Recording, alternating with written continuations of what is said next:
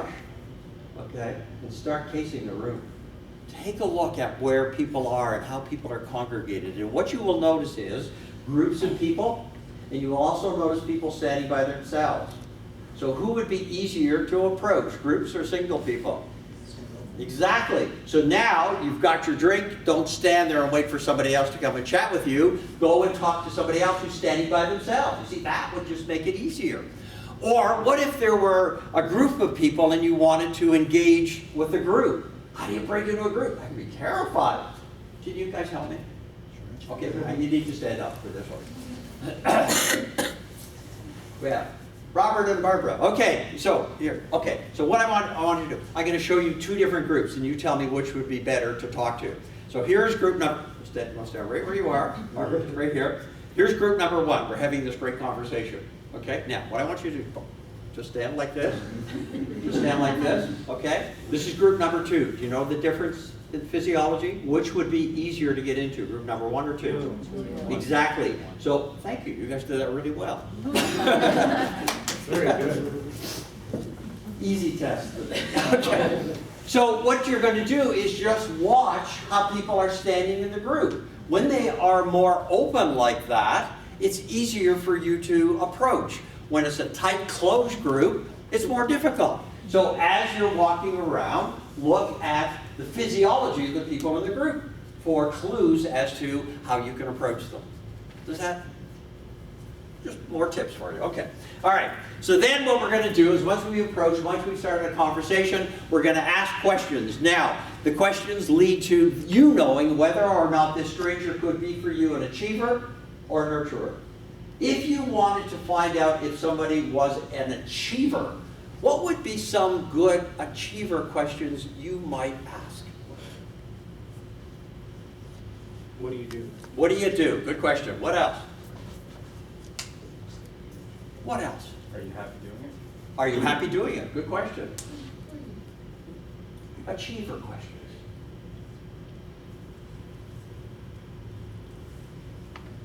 What worked really well for you? What works really well for you? Who do you work for? What job do you have?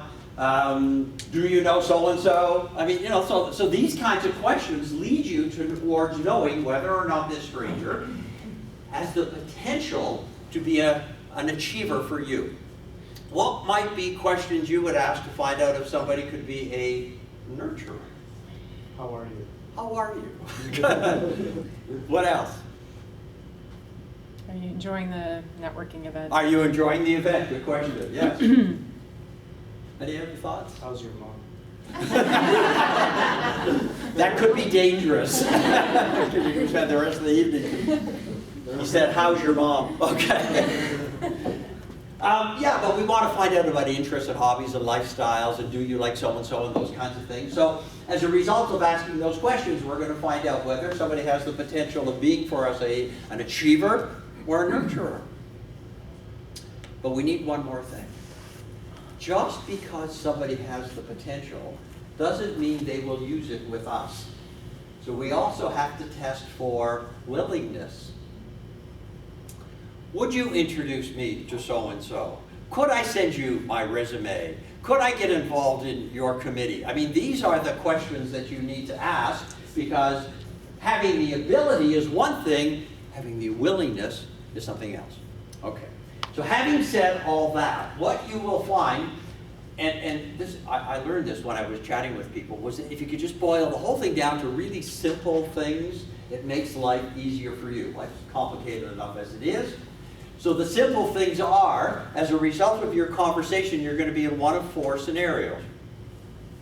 As long as you're in one of these four scenarios, then we can figure out a strategy for you and what you should do. Here are the four scenarios. Remember, we're testing for ability and willingness. Number one is they are able and not willing. They're able and not willing. What do you do? I'm a VP of. Really? And I hear your company is hiring. That's true. Would you be willing to look at my resume? No. They have the ability and not the willingness. What would you do? Move on. Move on. Any other thought? Tripping. Well, I'd like to suggest something else. Okay? Willingness. My suggestion is when you have somebody who has the ability and not the willingness, is find out why. You know, how come? I mean, that's okay. You have nothing to lose now anyway, so why don't you just find out why? And one of the big obstacles that I've found is that people often ask for too much too quickly. You know, this person doesn't trust you yet. They don't know you yet. You've only begun the conversation with them. Would you introduce me to so-and-so? No! Do you know them? Yeah, they're my best friend, right? But I won't, yeah. How come? Well, the last guy I did turned out to be a jerk. Now my friend hates me, and okay, but at least you now know the answer, and the answer is time. And often we just try to do too much too fast. So in scenario number one, what I'm suggesting you do is back up a little bit. Okay? Find out why, and then maybe coming back at them at another event, or, you know, finding another opportunity. Number two, they're willing and not able. Oh, you are fabulous. You would be so perfect on my committee. We're putting together this initiative. You just would shine on that committee. Do you make the decisions? No. Do you know the people who do? No. Do you have any influence? No. But if I did, what are you going to do? What are you going to do? They're willing, not able. Who can help him? Sorry? Ask who else can. I don't know anybody else. But if I did, I'd tell you. Move on. Move on. Well, let me suggest something else. This person is responding favorably to you. Maybe they can't be an achiever for you. Maybe they could be a nurturer for you. See, don't just go, whoops, I can't, because that's short-term thinking, you know, and moving away too fast. Maybe you've got the potential here of somebody who could be a nurturer for you. Just consider that. Scenario number three, they're both able and willing. What are you going to do? Hug them, exactly. And now, I'm not being facetious when I put that up there, because, listen, I spend my career talking to a lot of sales folks. And it's interesting that when you teach sales folks what they have to do, one of the things you've got to teach them how to deal with is rejection. They get it over and over and over and over again, right? And they get all this rejection. And then all of a sudden somebody goes, sure. They don't know what to do. Did you ever hear a salesperson talk himself out of a deal? Customer goes, that looks great. They go, are you sure? Want some more time to think about it? Right? So there's some really neat people out there. When somebody's both able and willing, embrace them. These are the people you want to do something with. And then the last group are the people who are neither able or willing. What are you going to do? Now. Exactly. You're going to meet all kinds of egos out there, all kinds of folks, you know, and every once in a while you're going to find yourself banging your head up against a wall. When that happens, you know, politely disengage and move on. Make sense? Okay, good. All right, well then how do we politely disengage? This has got to be one of the most difficult things, I think, for people to do. Have you ever been to an event and been stuck with somebody who just won't leave? They just hang on to you like glue. They're called Klingons, right? And we just, you know, you want to get out there, you want to do the right thing, you want to meet people, and yet we've got people who just, you know, just want to cling to us. Well, you've got choices here, okay? And you really need to think ahead of time about how you're going to disengage from one person and go and meet somebody else. If you're one of those people who goes and meets one person through the entire event, look at the opportunities you've wasted. This is for you. So what we find is, and again, I'm just going to boil it down into some really simple scenarios, okay? And if you have the scenarios in mind, you can think ahead about how you want to do it. So scenario number one is, there's going to be some future contact with this person. That's usually the easy one to disengage from. I'm really looking forward to meeting you next Wednesday. Have a great time, and you're away. I'll send you that information. You know, like that's really easy. What about scenario number two, where there is no future? It's been swell, but, right? This one is sometimes the more difficult one for people to think about. But, you know, think about it. So there's going to be a lot of people where there will be no future plans for you or that person. How do you get out of the conversation? So let me just give you a couple of ideas. One idea is just to be honest with this person. That's a novel approach. Just be really honest and straight with this person and say, gee, thank you, it's been really great meeting you tonight, and I hope you enjoy the rest of the event, and move away. That's one to do. Another one is, oh, I see so-and-so's there. I've been waiting all evening to talk to them. Disengage from one, go talk to another one.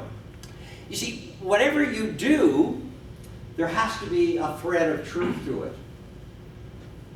You can't say something like, I really go to the bathroom. Unless you do. Because the worst thing you can do is say, gee, I've really got to go to the men's room. Would you excuse me? And then turn around and talk to somebody else. Right? Okay? And this person's looking at you, knowing you just lied to them. And then you meet them at another event. You've forgotten who they are, but they know you. Right? And then you're banging up your head up against the wall with that person. So there should be a thread of truth to it. Okay? So if you're going to go and talk to some other people, go and talk to some other people. If you're going to go up to the bar and refresh your drink, go up to the bar and refresh your drink. I mean, all of that is fine. But being proactive and being honest and being respectful will always get you out of difficult situations. Okay? You all right with that one? All right. Now, and I know we've just sort of glossed over a lot of stuff, but I'm hoping what I'm giving you is just sort of the nuggets that you can pass along to some of your employees to encourage them to get out there and build their networks. One of the reasons they're going to build their networks is to find themselves mentors that can help them, achieve whatever it is they want to achieve. So how do you nurture your network? How do you take care of it? I mean, going out, meeting people, adding people to your network is wonderful. Not taking care of it is a disaster, which says you probably should not have put the effort into it in the first place unless you're prepared to take care of it. It's a live entity, your network. So let me just show you how to keep it alive.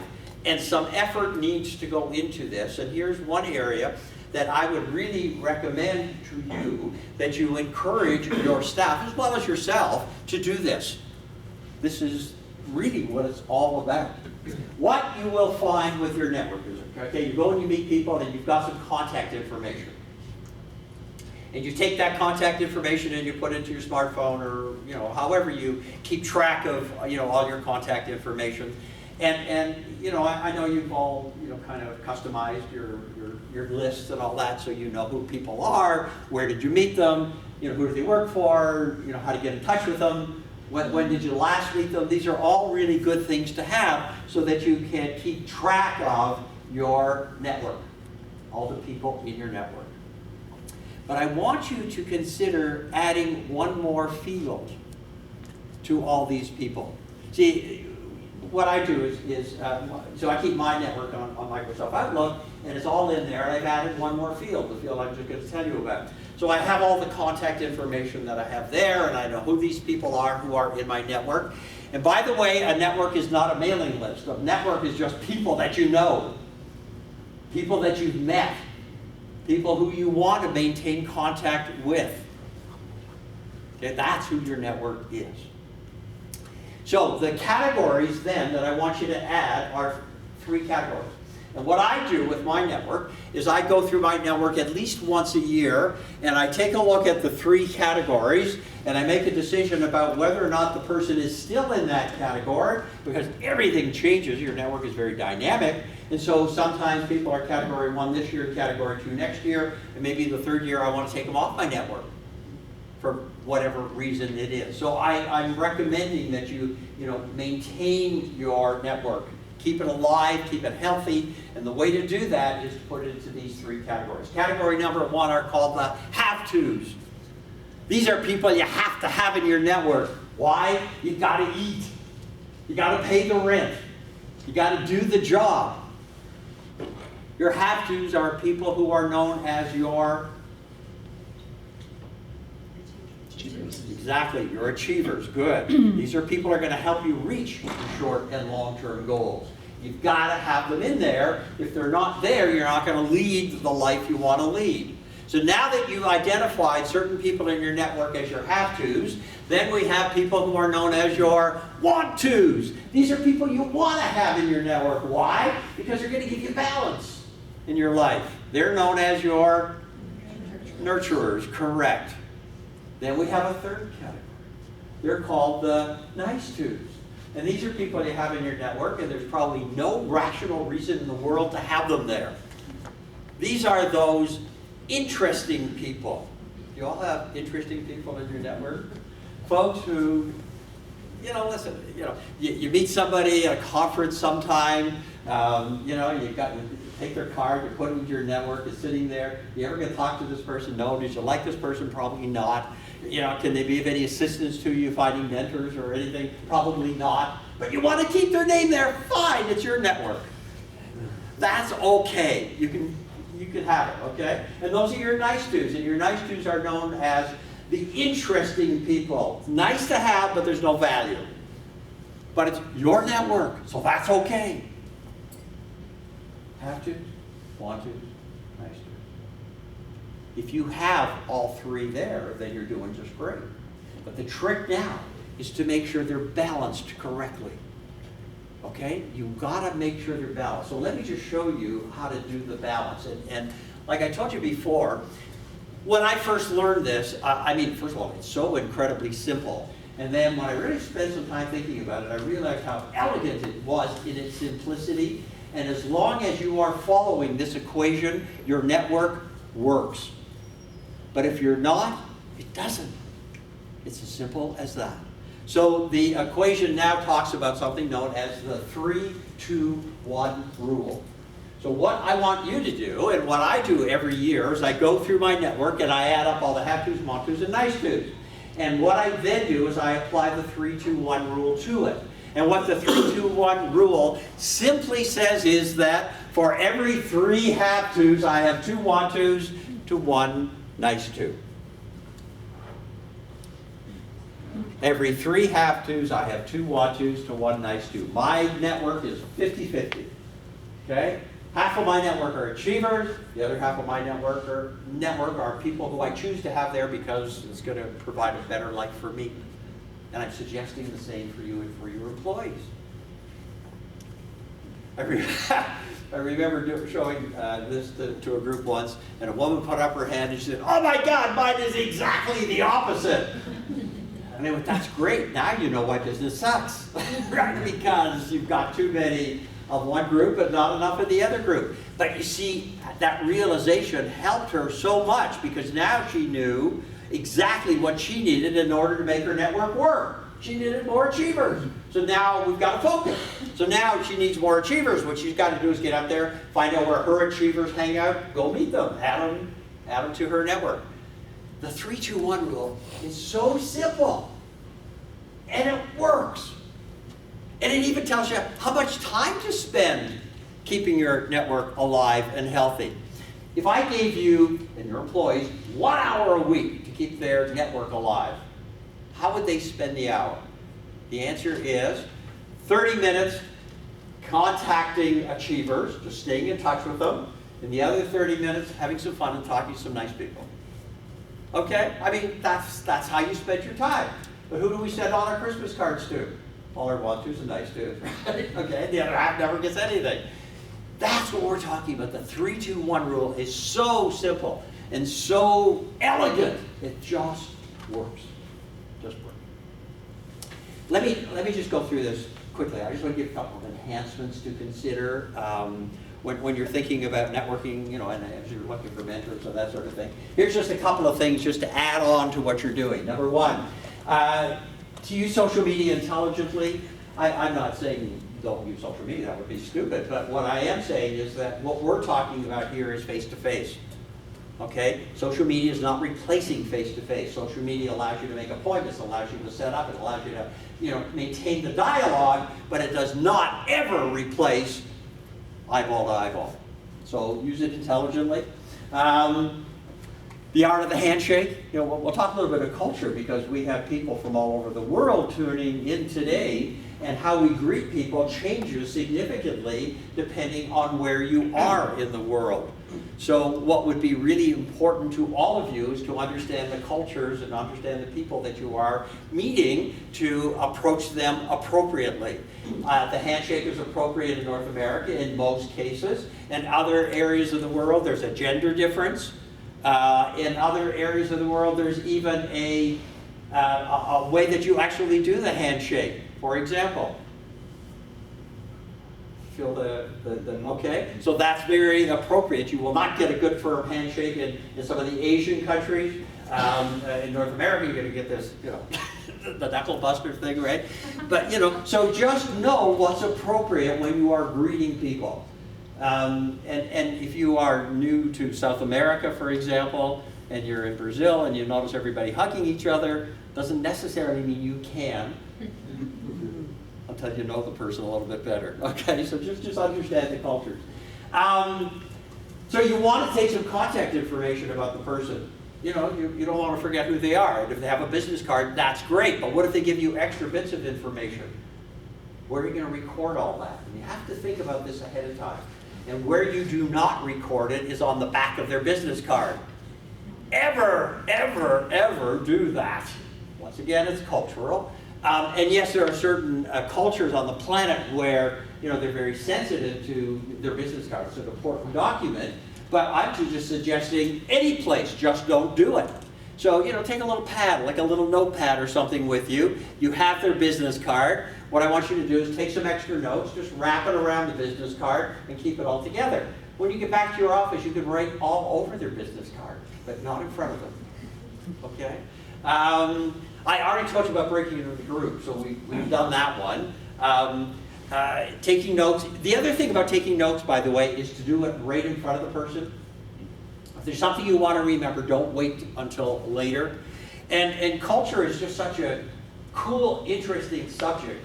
When you are out there, you're going to meet every culture. I mean, we're here in Toronto where we have this population right now, which 50% of our population in the city comes from somewhere else. I mean, what a cool melting pot we've got here. And as we do business around the world and look for mentors around the world, understanding how each and every one of them works within their own culture is so interesting and so valuable for you as a human being to kind of take and learn and expand. So once again, Google culture if you're interested in a particular culture. There's a ton of great books out there. The Department of Foreign Affairs has a whole bunch of white papers on how to deal with various cultures and, you know, just some of the big stuff.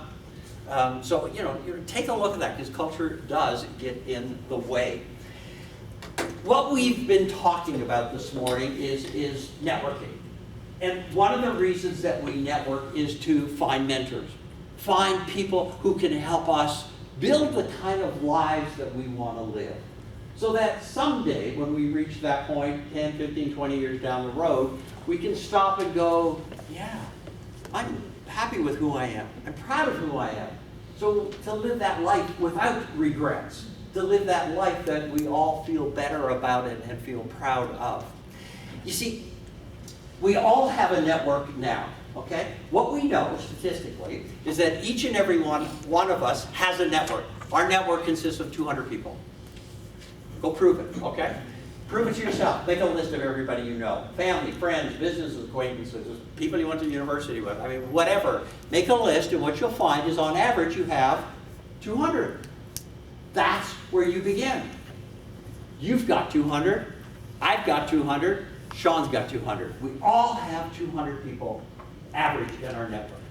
Now, what's really interesting about our networks is this. Have you ever, did you ever see the movie or read the book called 6 Degrees of Separation? Or The Wonderful Play? Remember that? If you haven't, go, it's a real fun book to read anyway. But the whole principle of 6 Degrees of Separation is that we all have the ability to meet each and every person that we want to meet through our network, through connecting the 200s that each and one of us has. Like, here's a really good exercise for you, okay? Try this one. You do this one on a weekend, invite another couple over to your house. A bottle of wine would really help this a lot. And you're going to play a game called I Want to Meet the Pope. Okay? Pick somebody. Somebody who you think is totally inaccessible. Somebody who you want to meet, okay, and you don't know how to meet them. I want to meet the President of the United States. I want to meet Brad Pitt. I want to meet, I don't care. You know, pick somebody. And what will amaze you is once you start connecting, I know somebody that knows so-and-so that knows so-and-so, and you start going to each and everybody's network, that you will find access to this person in less than 6 moves. We all have 200. To a power of 6 is a number just slightly less than 7 billion. That, coincidentally, is each and every human being on this planet. They're in the palm of your hand. And all you got to do is find a way to reach them. And if that doesn't excite you, I don't know what does. Thanks for spending the morning with me. Good luck.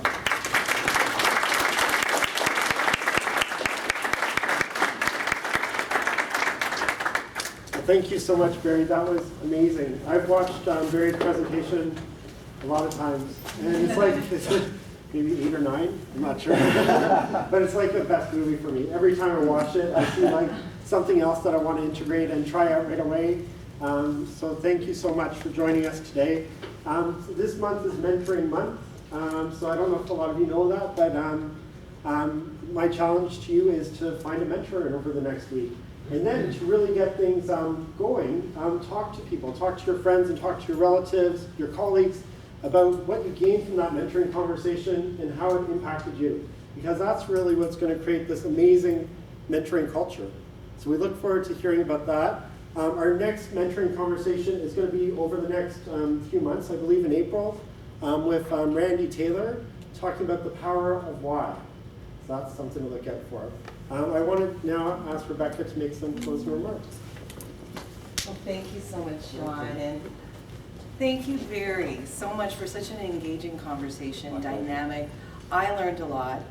I'm really frightened by the idea of the 6 degrees of separation, that I can actually get to Obama at one point in my life. So I'm going to work that network. Thank you. Just in appreciation, I'd just like to offer you a token on behalf of Celestica for taking the time out to communicate with us and the Mentor City participants. Thank you very much. Now we have 15 supportive room, you know, our church. And we have another 10, 15 minutes. I'm mindful of your times and your schedules, but take advantage. You have 15 minutes at a minimum to get to know some wonderful people. I can help with the Pope and Obama. We have got a starting point here, ladies and gentlemen. I got 10 Fantastic. And Sean, thanks again. And we look forward to the next speaker series. And we'll definitely be all here to hear some new developments in the leadership space and mentoring space. Thank you. Okay, and thank you all.